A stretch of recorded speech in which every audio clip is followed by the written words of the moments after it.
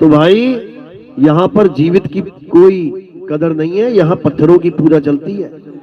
यहाँ निर्जीव की पूजा है, निर्जीव को भगवान मान बैठे हैं, लेकिन जीवित की यहाँ कोई पूजा नहीं है।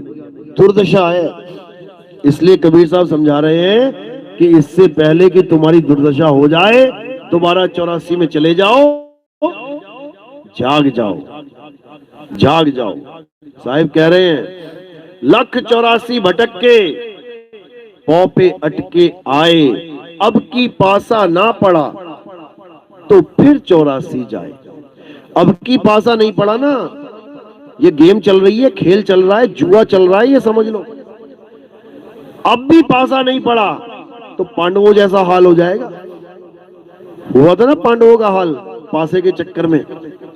वो तो चलो फिर भी जीत गए लास्ट में, तो तुम नहीं जीत पाओगे। वो तो भगवान कृष्ण खड़े थे उनके साथ, इसलिए जीत गए। तुम नहीं जीत पाओगे, क्योंकि तुम जानते ही नहीं हो कि तुम्हारा रखवाला है कौन। रखवाला साथ खड़ा हो तो जीत सकते हैं, लेकिन तुम्हें रक्षक और भक्षक में फर्क ही नहीं पता, जीतोगे क्या। जो भक्षक है, जो दुनिया का नाश करने वाला है, जो जीवों को 84 में डालने वाला है, उसको तो तुम भगवान बता रहे हो, उसको तो तुम परमात्मा बता रहे हो। तो बचाएगा कौन। बकरा कसाई पर ही भरोसा कर ले तो उसे छुड़ाएगा कौन। जो बकरे को मार रहा है, बकरा उसी को भगवान बता रहा है। बताओ, गाने भी गा रहा है, मारने वाला है भगवान, बचाने वाला है भगवान। अरे भाई, मारने वाला भगवान, बचाने वाला भगवान, ये एक नहीं है। बचाने वाला मारने वाले से बड़ा होता है, बड़ा होता है। तुम्हें एक आदमी घसीट घसीट के मारे और एक आदमी आके बचा ले, तो किसके पैर पड़ोगे, किसकी तारीफ करोगे, किसका गुणगान गाओगे। जो तुम्हें मार रहा है उसका गाओगे क्या। बिल्कुल नहीं। तो साहिब कह रहे हैं, जो भक्षक तहां ध्यान लगाई और जो रक्षक उसे चीन ना पाई। जो तुम्हारी रक्षा करने के लिए बैठा है उसको तो तुम जान नहीं पा रहे हो, और जो तुम्हारा भक्षण कर रहा है और दिखा दिखा के खा रहा है, ऐसा नहीं कि छुप छुप के खा रहा है, दिखा दिखा के खा रहा है। विराट रूप देखो जरा, अर्जुन के सामने पूरा विराट रूप आया, पूरी दुनिया के जीव उसके मुंह में जाने लग गए। सारे देवी देवता गण गंधर्व ऋषि मुनि सारे उसके मुंह में जा रहे हैं। कौरवों की सेना उसके मुंह में जा रही है, पांडवों की सेना भी उसके मुंह में जा रही है। और अर्जुन कह रहा है, महाराज आप कौरवों की सेना को तो खा रहे हो, हमारे भी बड़े बड़े योद्धा आपके मुंह में जा रहे हैं, हमारे पक्ष के भी। तो बताओ, किसी को नहीं छोड़ रहे भाई। कम से कम धर्म के रक्षा के लिए आए हो तो धार्मिक लोगों की भी तो रक्षा कर लो, उनको क्यों चट कर रहे हो। कोई नहीं समझ पा रहा है, क्यों, उसी को भगवान मान लिया है। 11वां अध्याय 32वां श्लोक पढ़ो, वो बता रहे हैं अपने आप के बारे में। अर्जुन पूछ रहा है, आप कौन हो। तो वो क्या कह रहे हैं, सारी दुनिया का नाश करने वाला मैं काल हूं, किसी को ना बख्शूंगा, एक भी नहीं बख्श सकते। सब मरेंगे, सब मेरे ही द्वारा मारे जाते हैं। इस दुनिया को पैदा करना और इस दुनिया का नाश करना मेरा ही काम है, मेरे अलावा कोई किसी को नहीं मार सकता।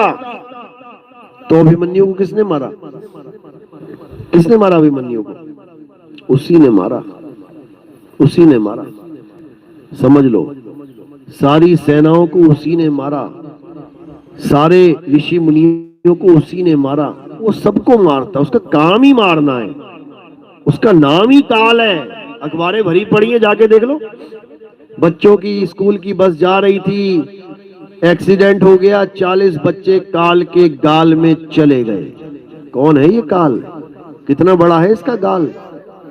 ये होता गाल, ये गाल कितना बड़ा होगा उसका गाल, सोच सकते हो।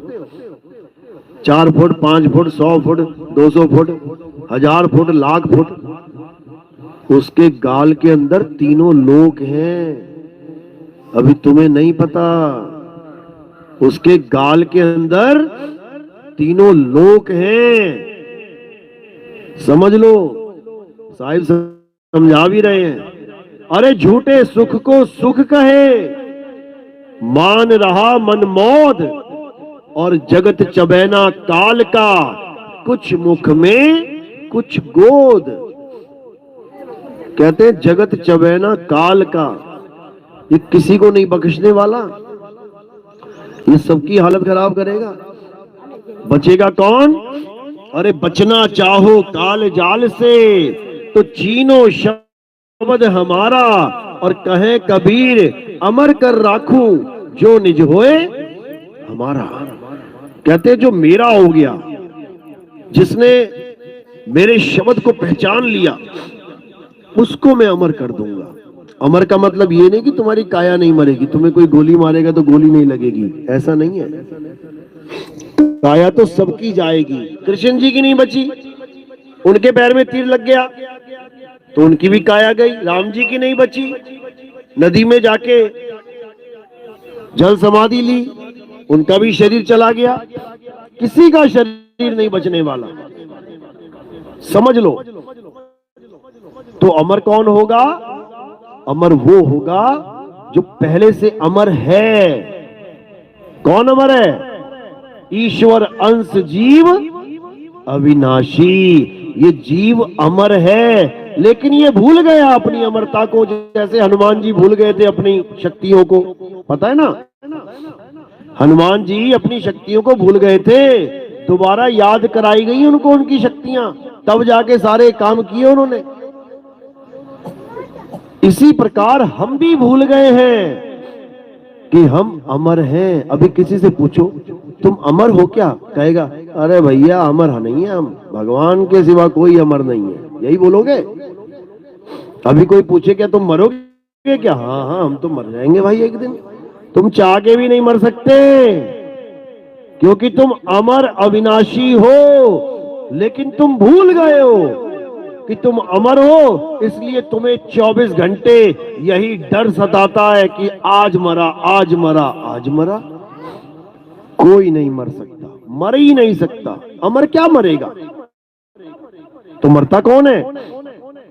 हे अर्जुन, ये शरीर मरते हैं। शरीर के मारे जाने पर भी ये आत्मा कभी नहीं मरती। तो क्या करना है अब नाशवान शरीरों को छोड़ के अविनाशी आत्मा को जानना है।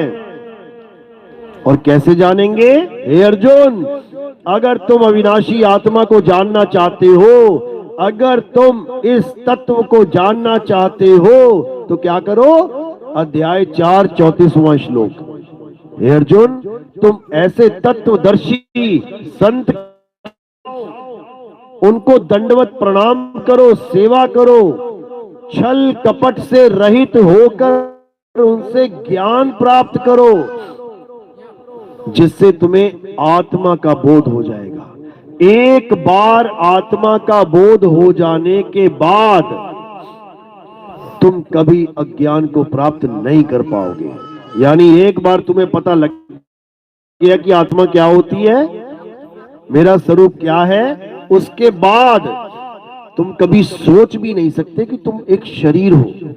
अभी तो पूरा मान के बैठे हो कि मैं तो आदमी हूं, मैं तो औरत हूं, मैं तो बच्चा हूं, मैं तो जवान हूं, मैं तो बूढ़ा हूं। जैसे ही तुम्हें आत्मा का ज्ञान हो जाएगा, उसके बाद ये माया का चक्कर खत्म हो जाएगा। कोई बूढ़ा नहीं, कोई जवान नहीं, कोई आदमी नहीं, कोई औरत नहीं, फिर तुम केवल और केवल आत्मा हो जाओगे। तब समझो कि अब हुआ आत्म ज्ञान। इसी का जिक्र साहिब बार बार समझा रहे हैं। जल में मीन प्यासी, मोह देखत आवे हासी, आत्म ज्ञान बिना नर भटके, कभी काबा कभी काशी। कौन से ज्ञान के बिना? आत्म ज्ञान। और तुम्हें क्या मिल रहा है गुरुओं के पास? मंत्र ज्ञान। मंत्र। कबीर पंथी है तो कहेगा कबीर कबीर जप लो, सतनाम सतनाम जप लो। हिंदू है तो कहेगा राम राम जप लो। मुसलमान है तो कहेगा अल्लाह अल्लाह जप लो। सिख है तो कहेगा वाहेगुरु वाहेगुरु जप लो। ईसाई है तो कहेगा गॉड गॉड जप लो, यीशु यीशु कर लो। इससे कुछ होने वाला नहीं है। पानी पानी जप लो, चाहे वाटर वाटर जप लो, चाहे जल जल जप लो, चाहे नीर नीर तोय तोय जप लो, गला गीला होने वाला नहीं है। कब गीला होगा? जब तुम तत्व को ग्रहण करोगे। और तत्व क्या है? H2O, हाइड्रोजन के 2 और ऑक्सीजन का 1 मॉलिक्यूल जब मिल जाता है तो पानी तत्व तैयार हो जाता है। अब हाइड्रोजन ऑक्सीजन क्या है? गैस है। दोनों 2 गैसें मिलके एक लिक्विड तैयार करती हैं, उसका नाम है पानी, जल, वाटर, नीर, तोए। जितने मर्जी देशों में जाके अलग अलग नाम पता कर लो। तो गला गीला करना किसी नाम के बस की बात नहीं है, तत्व के बस की बात है।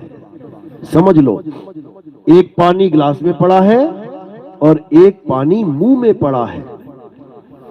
मुंह वाला पानी अंदर से बाहर जाएगा, यानी पानी शब्द देखो अंदर से आ रहा है, पानी अंदर से बाहर चला गया।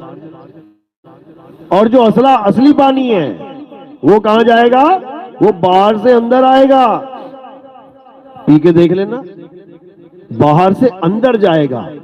तो नकली पानी क्या है? जो मुंह से निकल रहा है। और असली पानी क्या है? जो मुंह के अंदर जाएगा। दोनों उलट हैं। तो असली नाम क्या है? जिससे तुम्हारी आत्म तृप्ति होगी। और नकली नाम क्या है? जो भाषाओं के आधार पे, अक्षरों के आधार पे, जीभ, होठ, कंठ के आधार पे तुमने बना लिए हैं करोड़ों नाम। तो साहिब एक ही वाणी में सारे नामों का खेल खत्म करते हैं। अरे कोटि नाम संसार में, इनसे मुक्ति ना होए। और गुप्त नाम सतपुरुष का बूझे बिरला कोई। वो बूझने की चीज है। जैसे पहेली बूझते हैं ना, बूझो तो जाने। अखबारों में आता था पहले कॉलम एक, अब आता नहीं आता पता नहीं। हमारे टाइम में आता था बूझो तो जाने, और 5 पहेलियां लिखी होती थी उसमें। अब बूझते रहो बैठे बैठे, जपना थोड़ी नहीं है। विवेक करी उतरो भवजल पार, सतगुरु का उपदेश यही। ये सतगुरु का उपदेश है कि पहेली बूझो कि सतनाम क्या है, सच्चा नाम क्या है। झूठे नाम की तो बाढ़ आई हुई है, करोड़ों नाम है, करोड़ों। समझ लो किसने बनाए हैं? इंसानों ने बनाए हैं। इनको नकली क्यों कहता हूं मैं नामों को? समझ लो नकली क्या होता है, असली क्या होता है। जो प्राकृतिक है वो असली है, और जो इंसान ने बनाया वो नकली है। एक प्राकृतिक नहर बनी, वो असली है। एक आदमी ने बनाई, वो नकली है। एक प्राकृतिक झरना है, वो असली है। अब एक आदमी ने बना दिया, मोटर से पानी चढ़ा दिया, ऊपर से नीचे गिरा दिया। चीन में एक झरना था, दुनिया का सबसे ऊंचा झरना बनाया, बोला उसको। ठीक है, अच्छी बात है। एक आदमी ने चढ़ के देखा, वो चढ़ता चला गया, ऊपर देखा पाइपें लगी पड़ी हैं, पाइपों में से पानी फेंक रहे हैं वो, और बना दिया उसको दुनिया का सबसे ऊंचा झरना। जब पोल खोली तो थू थू होने लग गई हर जगह। क्यों? क्योंकि मैन मेड, नकली है। तालियां नहीं बजाई गई कि प्राकृतिक है। तो इसी प्रकार जो स्वयं से है वो असली है, और जो इंसानों के द्वारा बनाए जाए वो नकली है। तो ये सारे नाम किसने बनाए हैं? हर धर्म के भगवानों के नाम, हर जात पात में जितने भी पूजा पाठ हो रही है उसके नाम किसने बनाए? किसने बनाए? इंसान ने बनाए। इसलिए ये नाम नकली हैं।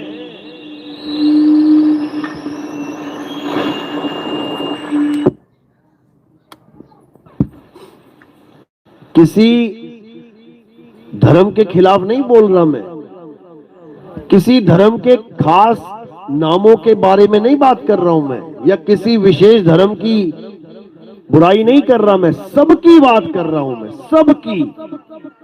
ये सारे नाम इंसानों के द्वारा बनाए गए, नहीं तो प्रूफ कर दो कि परमात्मा ने बनाए नाम। परमात्मा ने इंसान बनाया, मान सकते हैं कि चलो ठीक है, हालांकि इंसान भी किसी परमात्मा ने नहीं बनाया, भूल जाओ। इंसान भी एक चोला ही है, इंसान भी एक कैद है, ये शरीर है, पिंजड़ा है। ये बनाने वाला परमात्मा नहीं है। परमात्मा तो पिंजड़े से आजाद करने वाला बंदी छोड़ है, बंदी छोड़ है। वो पिंजड़े नहीं बनाता अपने बच्चों के रहने के लिए,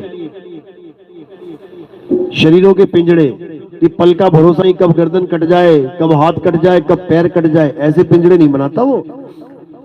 कौन बनाता है? अरे 5, 25, 3 का पिंजड़ा।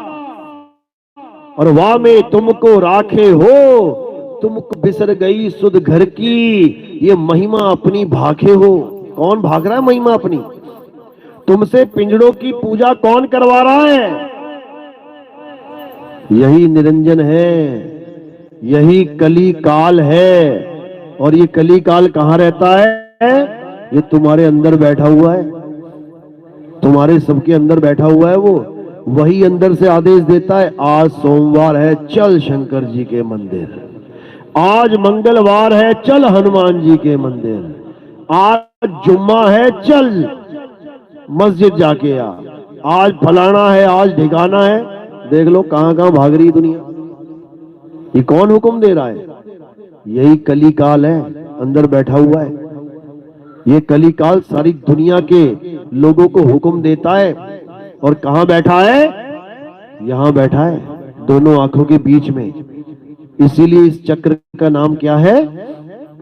आज्ञा चक्र। यहीं से बैठ के आज्ञा देता है सबको, और उसकी आज्ञा सब मानते हैं, सब के सब। क्या ब्रह्मा, क्या विष्णु, क्या महेश, क्या गौरी, क्या गणेश, क्या हिंदू, क्या मुसलमान, क्या सिख, क्या ईसाई, सब। तुम कहोगे मैं तो नहीं मानता। अच्छा जी, तुम्हें सुबह कोई उठाए, उठ जा बेटा, मम्मी ने उठाया, भाई ने उठाया, तब तक नहीं उठोगे जब तक मन नहीं करेगा। जब मन का आदेश हो जाएगा उठ जा, तब 1 मिनट में उठ जाओगे। और अगर मन कर रहा है ना कि नहीं उठूंगा, तो कह कह के थक जाएंगे, नहीं उठेगा। बाथरूम में गए नहाने के लिए, जो साबुन लगाया ना, किसकी आज्ञा से लेके आए थे? 100 साबुन थे दुकान में, लेकिन तुम कौन सा लेके आए? जो तुम्हारे मन को पसंद है। ये मन ही है कली काल भगवान। नहा धो के बाहर आए, अलमारी खोली, 50 कपड़े पड़े हैं अंदर, 50 साड़ियां पड़ी हैं। कौन सी उठाई? जो तुम्हारे मन को पसंद आई कि आज ये पहनते हैं। मन का ही आदेश माना तुमने। खाना क्या खाना है बेटा? अब जो मन में आएगा ना, जो मन पसंद है वो बताएगा। आज मटर पनीर बना लो, और तुमने बना दी ना कड़ी कड़ी, तो कहेगा अरे ये क्यों बना दिया, ये पता है मुझे पसंद नहीं है। कौन बोल रहा है? ये मन बोल रहा है अंदर से कि अबे कड़ी नहीं खानी थी, क्या बना दिया इसने। हर चीज मन पसंद, हर चीज पसंद, मन पसंद। ये मन है कौन? कबीर साहब समझा रहे हैं, अरे मन के मते ना चालिए, मन है पक्का दूत।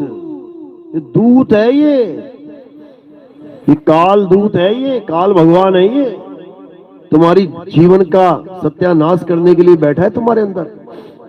और ये तुम्हारे सारे रिश्ते नाते, भाई बहन, माँ बाप, ये केवल तब तक है जब तक तुम्हारे मन को ये रिश्ते भा रहे हैं। जहां थोड़ा सा जहर पड़ गया बीच में, भाई ने थोड़ा सा कटु वचन बोल दिया और तुम्हारे मन को अच्छा नहीं लगा, तो फिर कोई भाई भाई नहीं है। फिर तो लठ बजेंगे वहां पे। बाप बेटे में प्रेम है तो ठीक है, अच्छी बात है, एक दूसरे का कहा मान रहे हैं, अच्छी बात है। बीच में हल्की सी दरार आ गई ना, मन को पसंद नहीं आई कोई बात, तो बाप बेटे में जूत बज जाते हैं, फिर लठ बज जाते हैं। देख लो अखबारें भरी पड़ी हैं, पिता ने पुत्र का कत्ल कर दिया, पुत्र ने पिता का कत्ल कर दिया, देख लो जाके। कोर्ट कचहरी में घूमाना एक बार, लग जाएगा पता। तो कौन करवा रहा है ये कत्ल? मन करवा रहा है। ये मन ही है जो हर काम करवा रहा है, अच्छा भी बुरा भी, क्योंकि इसके पास दो तरह के जाल हैं, एक पाप और एक पुण्य का जाल। तो साहिब फिर समझा रहे हैं, अरे पाप पुण्य ये दोनों बेड़ी, एक लोहे एक कंचन केरी। ये क्या करवाता है? ये पाप और पुण्य ही करवाता है सारी उम्र। ये कभी आत्मा का ज्ञान नहीं होने देता। आत्मा के ज्ञान की बात जब आती है तो क्या कहता है? अरे छोड़ आत्मा, आत्मा क्या होती है आत्मा? मंदिर चल, देख लड्डू मिलेगा, प्रसाद मिलेगा, बढ़िया मन्नत मांग लिए पूरी हो जाएगी, क्या क्या लेना आत्मा से? अरे आत्मा है तभी मन्नत मांगने जा रहे हो, आत्मा है तभी मंदिर जा रहे हो, आत्मा है तभी मस्जिद जा रहे हो, आत्मा है तभी गुरुद्वारे चर्च जा रहे हो, आत्मा है तभी खा पी रहे हो। और आत्मा ने शरीर को छोड़ दिया ना तो कुछ ना निकलेगा मुंह से, ना अल्लाहू अकबर, ना जय श्री राम, ना हालेलुया, ना सत श्री अकाल, सब ठंडे पड़ जाएंगे। तो जो कुछ भी है वो आत्मा के द्वारा है। इसलिए कबीर साहब कह रहे हैं, जब लग ना चीनोगे आत्म, तब लग ना मिली है परमात्म। आत्म चीने परमात्म चीने, संत कहावे सोए, और यह भेद काया से न्यारा, बूझे बिरला कोई। ये भेद काया से न्यारा यानी देह से परे विदेह का भेद है। ये विदेह, अरे शब्द शब्द सब कोई कहे, वह तो शब्द विदेह, और जीबा पे आवे नहीं, निरख परख कर ले। ये जीभ पे आने वाले नाम नहीं है कि राम, श्याम, अल्लाह, वाहिगुरु, गॉड, ये वो नाम नहीं है भाई। ये नाम तो तुम्हारे मन की उपज है। हनुमान जी का एक नाम रखा था उनके पिताजी ने, माता जी ने। अभी नेट पे सर्च करो हनुमान जी के 108 नाम, देखो दरादर कैसे नाम आ जाएंगे। किसने रखे ये नाम? अब ये नाम जप जप के थोड़ी नहीं मुक्ति मिलेगी। अरे वो एक युग था जब राम जी की जरूरत पड़ी तो आ गए अवतार लेके, उनके काम करने के लिए हनुमान की जरूरत पड़ी तो आ गए हनुमान जी। वो युग आया, काम खत्म हुआ, युग खत्म हुआ, वो लोग चले गए। अब थोड़ी नहीं वो आ जाएंगे, कितना ही पुकार लो। अगर वो आने वाले होते तो कृष्ण जी को आने की जरूरत ही ना पड़ती, उन्हीं राम जी के नाम से काम चल जाता। लेकिन नहीं चला काम, इसलिए आना पड़ा कृष्ण जी बन के। वही राम जी आए कृष्ण जी बन के। अगर उनके नाम से ही काम चल जाता तो उनको कृष्ण बनने की जरूरत क्या थी? अपने नाम से ही काम चला लेते, सारे भक्तों को सुख दे देते। लेकिन नहीं हो पाया तो कृष्ण बन के आना पड़ा। तो जब राम जी का नाम त्रेता के बाद द्वापर में काम नहीं कर पाया, कृष्ण जी को स्वयं बन के आना पड़ा उन्हें, तो कलयुग में राम और कृष्ण जी के नाम से कैसे काम बन जाएगा? बता दो जरा। कलयुग में भी वो आएंगे और तुम्हारे काम बनाने के लिए ही आएंगे, लेकिन तुम उसको पहचान नहीं पाओगे। क्यों? क्योंकि वो कोई देह धारण करके नहीं आएंगे। आएंगे वही, लेकिन देह धारण करके नहीं आएंगे। वो किस रूप में आएंगे? आत्म स्वरूप में आएंगे, आत्म देव बन के आएंगे। और तुम आत्मा को नहीं पहचान सकते, तुम्हारे बस की बात नहीं है। तुम केवल देह को पकड़ सकते हो, देह को समझ सकते हो, तुम आत्मा को नहीं समझ सकते। तो अगला जो अवतार है वो कल की अवतार है। राम और कृष्ण जी का समय गया, अब किसका समय है कलयुग में? कल की भगवान का समय है। और जब तुम्हें कल की भगवान के बारे में पता लग जाएगा कि वो क्या है, तब तुम्हें सारी कहानी समझ में आने लग जाएगी 10 अवतारों की, कि कैसे मछली से शुरुआत करते हुए कछुआ, कछुआ से आगे बढ़ते हुए वराह, वराह से आगे बढ़ते हुए नरसिंह अवतार, नरसिंह अवतार से आगे बढ़ते हुए वामन, वामन से आगे बढ़ते हुए परशुराम, परशुराम से आगे बढ़ते हुए राम, राम से आगे बढ़ते हुए कृष्ण, कृष्ण से आगे बढ़ते हुए महात्मा बुद्ध, और महात्मा बुद्ध से आगे बढ़ते हुए कल की अवतार आएंगे। अभी तुम्हें नहीं समझ में आ रही बात। और जब वो आएंगे तो पीछे के सारे 9 अवतारों की पूजा खत्म करवा देंगे, तब उसकी पूजा हो पाएगी, नहीं तो तुम कभी उसकी पूजा कर ही नहीं पाओगे। ये युग बदल जाएगा और तुम यही धक्के खाते रह जाओगे। कहते हैं बहुत बड़े भाग हैं उन जीवों के जो उनको जान पाएंगे, पहचान पाएंगे, उनकी पूजा कर पाएंगे। वो किसी घोड़े पे बैठ के नहीं आएंगे कि तुम घोड़े पे देखोगे, हाँ जी घोड़े पे आया है कोई तलवार लेके तो वो कल्कि है। ऐसा कोई कल्कि आने वाला नहीं है। कल्कि का मतलब समझ लो क्या है। कल्कि का मतलब है जिसमें कोई कलंक ना हो। कल्कि का मतलब है निष्कलंक अवतार। और ऐसी क्या चीज है जिसमें कोई कलंक नहीं लग सकता? आत्मा। आत्मा में कोई कलंक नहीं लग सकता। आत्मा को कोई शस्त्र काट नहीं सकता। आत्मा को अग्नि जला नहीं सकती। आत्मा को वायु सुखा नहीं सकती। आत्मा को जल भिगो नहीं सकता। ये आत्म देव ही कल की अवतार है। जिस दिन तुम्हें ये समझ में आ जाएगा उस दिन तुम आत्मा के दीवाने हो जाओगे। फिर शरीरों का मोह, शरीरों का बंधन नहीं रहेगा। फिर क्या हो जाएगा? इस देह से तुम्हारी मुक्ति हो जाएगी। क्यों? क्योंकि देह ही पिंजड़ा है। तोता कहां बैठा है अभी? पिंजड़े में। और पूजा किसकी कर रहा है? पिंजड़े की। राम जी के पिंजड़े की, श्याम जी के पिंजड़े की, हनुमान जी के पिंजड़े की। अरे ये शरीर ही पिंजड़ा है। अगर पूजा करनी है तो किसकी करनी है? आत्मा की। हे अर्जुन, मैं ये नाशवान शरीर नहीं हूं। मैं ना पुरुष हूं, ना मैं स्त्री हूं, ना मैं नपुंसक हूं। ये तो मेरे कपड़े हैं। कभी मैं कोई कपड़ा धारण कर लेता हूं, कहीं मैं कोई कपड़ा धारण कर लेता हूं। मैं कपड़ा नहीं हूं, मैं एक आत्मा हूं। तो जो इस आत्म तत्व को जान लेता है, जो आत्मा को पहचान लेता है, वही कल की भगवान को जान सकते हैं। नहीं तो किसी की इतनी हैसियत नहीं है कि उनको कोई पहचान पाए। कोई नहीं पहचान सकता। तो इसलिए अब आत्मा को जानना है, आत्म ज्ञान को जानना है। अध्याय 3 17वां श्लोक यही समझा रहा है गीता का। हे अर्जुन, जो अपनी आत्मा में रमण करते हैं, जो अपनी आत्मा में तृप्त हैं, जो अपनी आत्मा में संतुष्ट हैं, उनके लिए कोई धार्मिक कर्म कर्तव्य लागू ही नहीं होता। उनको किसी मंदिर में जाके पूजा करने की जरूरत नहीं है। उनको किसी मस्जिद में जाके नमाज पढ़ने की जरूरत नहीं है। उनको किसी गुरुद्वारे या किसी चर्च में जाके कोई प्रेयर प्रार्थना करने की जरूरत नहीं है। क्योंकि वो जिस आत्म तत्व को प्राप्त कर लेते हैं उसी में राम छुपा है, उसी में अल्लाह छुपा है, उसी में वाहेगुरु और गॉड विराजमान है। लेकिन ये आम जीव नहीं समझ पाता। कैसे विराजमान है? जैसे तिल में तेल विराजमान है, दूध में घी विराजमान है, ऐसे विराजमान है मालिक तुम्हारे आत्मा में। तो कबीर साहब समझा भी रहे हैं, ज्यों तिल माही तेल है और ज्यों चकमक में आग, तेरा साईं तुझ में है, जाग सके तो जाग। सोते रह जाओगे नहीं तो। जो बिरला होगा कोई हंस, वो जाग जाएगा। और जो सोते रह जाएंगे वो कहां जाएंगे?